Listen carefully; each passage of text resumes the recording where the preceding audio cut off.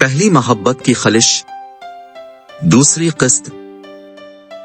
وہ ایک بے وقوف عورت تھی، وہ تھی ہی ایسی کہ شیراز اگر غلطی کر کے معافی مانگ لیتا، اس کی اہمیت بتاتا تو وہ فوراً پگھل جاتی، دل میں محبت کی آنچ کچھ ہی پل میں جلنے لگتی۔ وہ بھی ہر عورت کی طرح چاہتی کہ وہ جس مرد سے محبت کرتی ہے اسے کسی طرف جانے نہ دے، اور اگر وہ جاتا ہے تو یہ اس کی سب سے بڑی شکست ہوگی۔ شیراز نے اس کے ساتھ محبت کے کئی وعدے کیے اور وہ اس کی محبت میں سب بھول گئی، اس کی تمام تر غلطیاں بھی، اور شیراز کو دیوتا کا درجہ دے دیا۔ وہ جو بھی کہتا اس کا کہا حرف آخر ہوتا، اور جو اس کی پہنچ سے دور ہوتا وہ شیراز حق جتا کر بس وصول لیا کرتا تھا، اور وہ محبت کے نام پر سب کیے جاتی، سب دیے جاتی کہ شیراز کا اسے حق جتانا اچھا لگتا تھا۔ کچھ وقت اور سرکہ اور شیراز کسی اور لڑکی کی زلفوں کا اسیر ہو گیا۔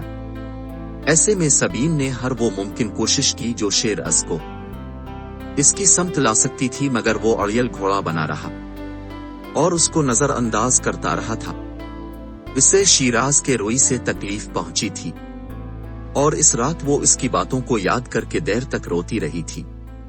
وہ نماز فجر کی ادائیگی کے بعد اللہ پاک کے حضور دعا کرنے لگی تو گرم سیال آنکھوں سے بے اختیار رواں ہو گئے تھے۔ میرے مالک، کیا تو نہیں جانتا کہ اب مجھ میں سکت باقی نہیں رہی؟ ایک لڑکی محبت ایک ہی بار کر سکتی ہے، یہ تو جانتا ہے نا، پھر کیوں مجھے عذاب میں مسلسل رکھا ہوا ہے؟ کوئی شخص میری زندگی کو امتحان گاہ کیسے بنا سکتا ہے؟ مان لیتی ہوں اللہ جی کہ مجھ سے غلطی ہوئی، پر میں وہ غلطی اب دہرانا نہیں چاہتی۔ پلیز اللہ جی شیراز کو مجھ سے دور کر دیں۔ کبھی اس کی دعا مانگی تھی، آج اسی سے دوری کی دعا مانگ رہی ہوں۔ اللہ جی مجھے اس اذیت سے نکال لے۔ اللہ جی۔ روتے ہوئے اس کی ہچکی بندھ گئی تھی، اور پھر سبین کو جیسے سکون مل گیا تھا، اور وہ دیر تک یوں ہی روتی رہی تھی۔ سبین بخاری، پھر کیا سوچا ہے تم نے؟ کیا تم مجھے ایک موقع دو گی کہ میں تمہاری زندگی میں خوشیاں اور تمہارے چہرے پر مسکان لا سکوں؟ حمزہ مما کی کزن کا اعلیٰ عہدے پر فائز پڑھا لکھا بیٹا، جسے سبین کی اداسی میں ڈوبی صورت سے محبت ہو گئی تھی، لیکن اب سبین کو اس کی محبت کی ضرورت نہیں تھی۔ اسے حمزہ قابل اعتبار لگا تھا، وہ دنیا سے بہت الگ تھا۔ اس کی آنکھوں میں عجیب سی چمک تھی جس کی بنا پر سبین زیادہ دیر تک اس کی آنکھوں میں نہیں دیکھے سکی تھی۔ اس کے چہرے پر سنجیدگی کی جگہ شرارت تھی، وہ خاموشی سے اس کے سامنے سے ہٹ گئی تھی۔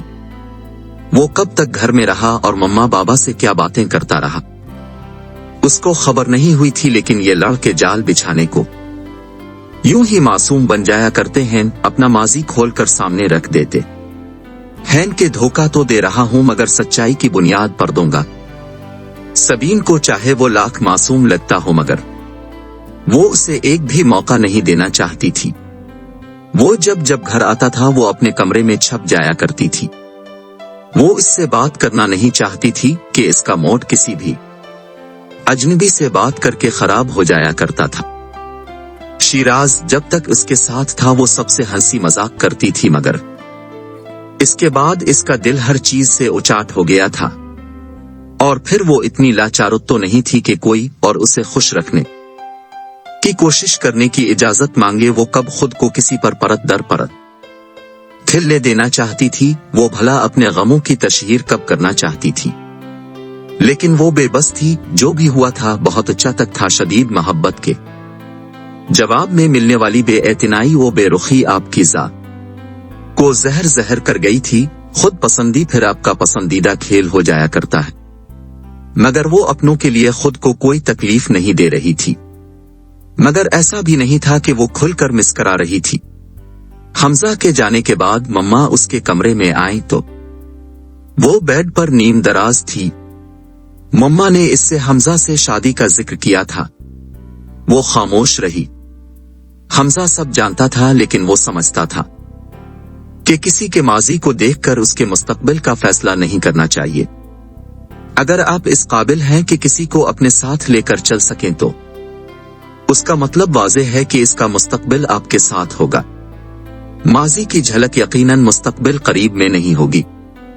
ساتھ ہی وہ یہ بھی جانتا تھا کہ بکھرے ہوئے لوگ جب سمیٹنے پر آتے ہیں، جہاں بھر کے غم سمیٹ لیتے ہیں، وہ خود بکھرنے سے ڈرتا تھا۔ سبین کا انتخاب کیا تھا جسے سبین نے کوئی اہمیت نہیں دی تھی۔ آج پھر مما نے رات کے کھانے پران کی فیملی کو مدعو کیا تو وہ بھی ساتھ ہی چلا آیا تھا۔ سبین سب کو ایک جگہ جمع دیکھ کر اپنے کمرے میں چلی گئی تھی۔ مما کے اشارے پر حمزہ اس کے پیچھے آیا تھا۔ حمزہ، میں تمہاری زندگی کو مشکل نہیں بنانا چاہتی، کہ یہ بہتر نہیں تم سکون کی زندگی گزارو؟